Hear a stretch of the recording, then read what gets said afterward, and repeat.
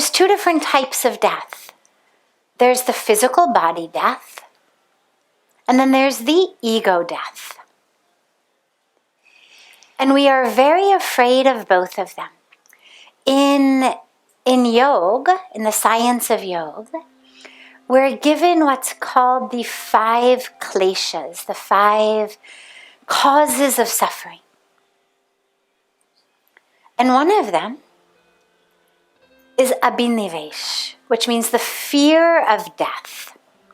So the five kleshas, I won't go into them all now, but just they are avidya, lack of wisdom, lack of knowledge, asmita, ego, rag and dvesh, our aversions and our desires, the pulls and the pushes of life, and abhinivesh, fear of death. And the dilemma is that fear of death keeps us living as though we were already dead. So for example, if we went around, I won't do it, don't worry, I don't pick on people unasked, but if we did, if this were like a classroom, and I went around and I asked you all, what is the greatest cause of your stress?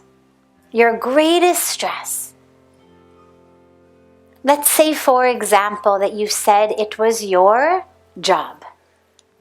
You were afraid that you were going to get fired from your job, or that you were afraid you weren't going to get a job. We'll just take that as an example. If you say, it's a beautiful practice. If you say, okay, cello, let's assume our worst case fear has happened. I've been fired from my job, or I didn't get the job that I wanted. Okay, then what? Well, then I won't have any money. Okay, then what? Well, then I'll be homeless. Okay, then what? Well, then I won't have any food to eat. Okay, then what? And eventually what you find is the then what answer is, then I will die. Okay? So the reason I am so worried about my job is because on a deep level, I may not be aware of it consciously, but on a deep level, I have made that leap from my job to my death. If I don't get this job, I will die. We see it though, and I was going to give some more examples, but we probably don't need them. We all understand. Take any fear that you have. Well, cello, let us take one more.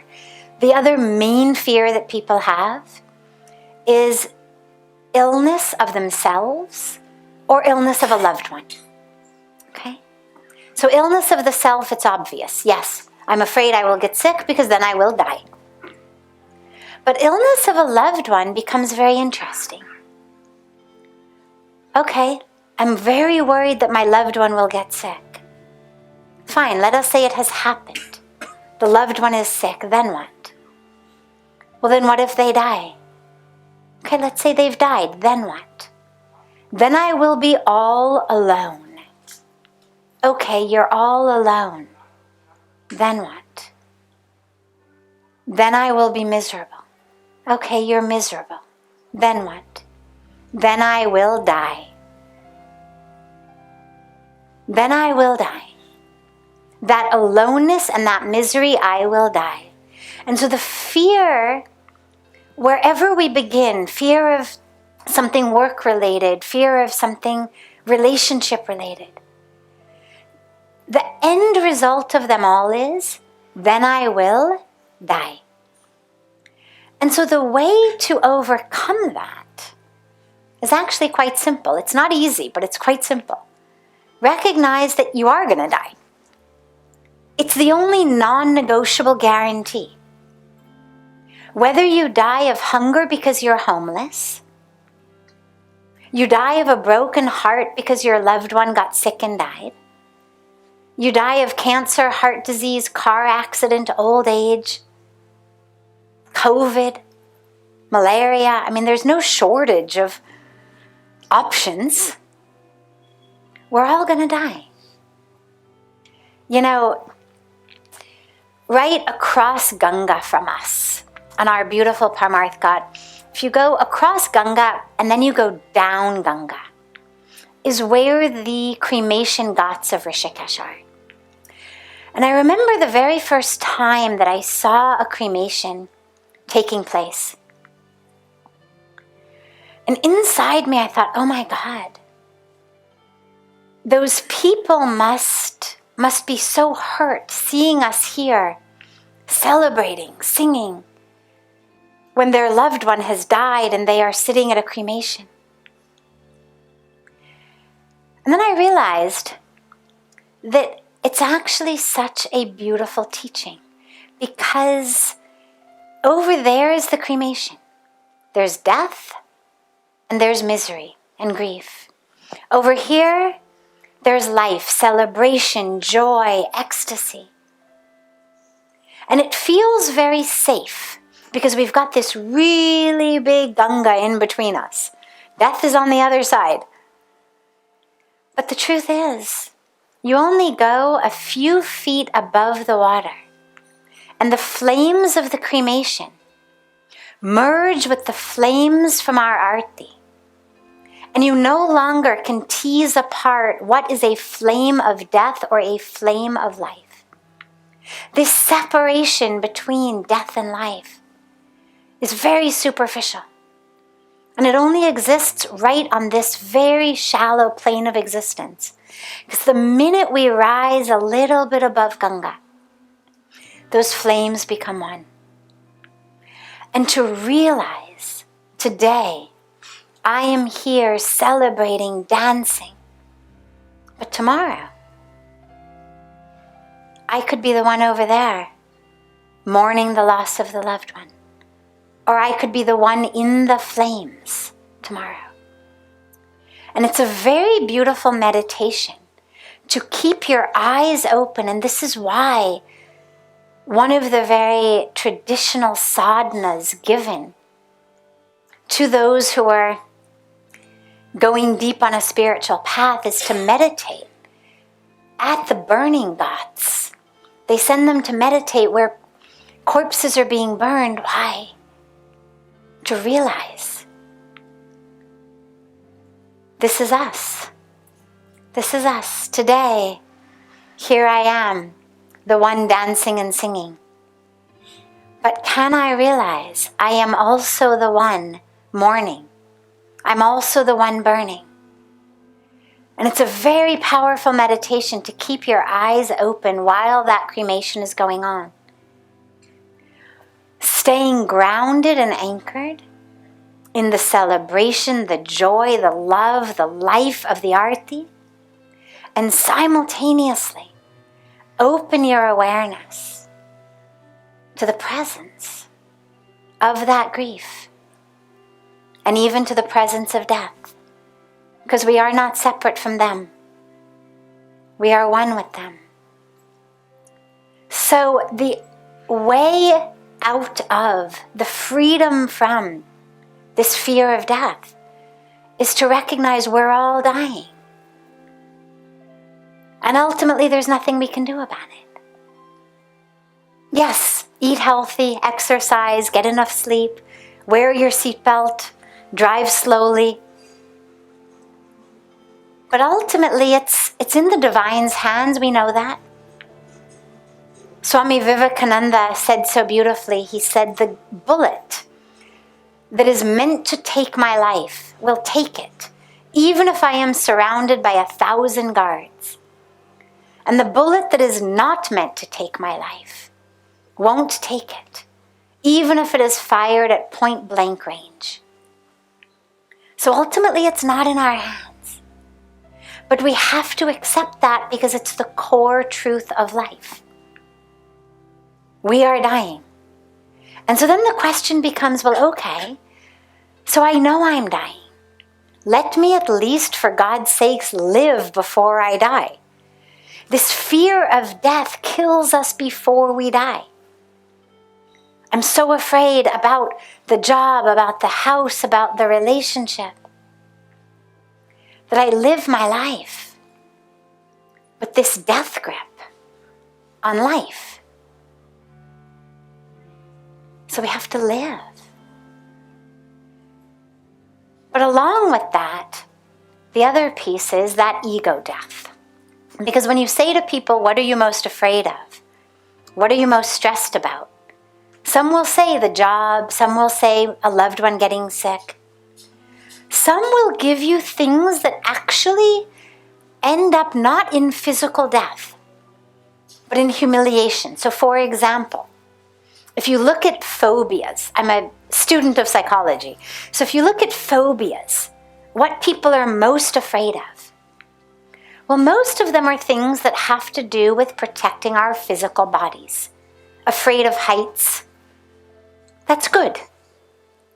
We should be afraid of heights. Afraid of very closed spaces. That's good also. You don't want to suffocate. But then you get people with phobias about public speaking. Public speaking is, I think, the single number one fear that most people have. They've done all these studies. What is your greatest fear? Public speaking. Even just in the office, you have to stand up and present a report, present a proposal, lead the group. This terrifies people. The number of people who go to therapists, coaches, hypnotists to help them overcome this fear of public speaking. Now you think, that's very interesting, because what's the greatest fear? Okay, I make a horrible fool of myself. I freeze. I forget everything I'm going to say. I can't speak. Okay, so you made a fool of yourself. Big deal. But that's a big terror for people, and it's a terror because it's an ego death. And we are so identified with our ego, with our identification, with our stories, with our dramas, with our roles, that we fear ego death like we fear physical death. And the solution in many ways is the same, which is ultimately, if you've never been embarrassed or you've never failed, it means you've never lived. It means you've never taken a risk. It means you've played it so safe your whole life, just doing what the neighbors will like. Chalo parosi kya kahenge? Samne wale kya kahenge? We get so worried about samne wala or parosi that we don't actually live our lives, as though somehow our highest goal was just to keep samne wala happy, keep parosi happy.